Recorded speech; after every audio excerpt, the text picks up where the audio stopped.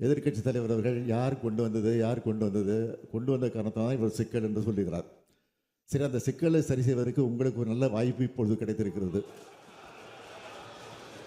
நாங்கள் செய்தது தவறு இல்லையோ, நான் அந்த வாதத்திற்கு போகலை, அந்த வாதத்திற்கு வரல.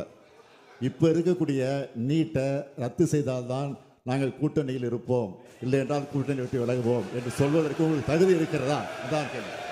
மாண்புமிகு பேரவைத் தலைவர்களே, வாக்குறுதி கொடுத்தது உண்மைதான், அதில் நாங்கள் எந்த விதமான மறுப்பும் சொல்லலை. ஆனால் நாங்கள் எங்களுடைய கூட்டணி ஆட்சி அங்கே அமைந்திருந்தால் நிச்சயமாக தொடர்ந்து வருவோம். இப்பொழுது நீங்கள் கூட்டணி அமைத்திருக்கிறீர்களே, இந்த கண்டிஷனை போட்டு அந்த கூட்டணியை தொடர்வதற்கு உங்களுக்கு அருகதை இருக்கிறதா என்றுதான் கேள்வி கேட்கிறேன். ஏமாற்று ஆட்சிக்கு வரல, நாங்களும் ஏமாற்று ஆட்சிக்கு வரல.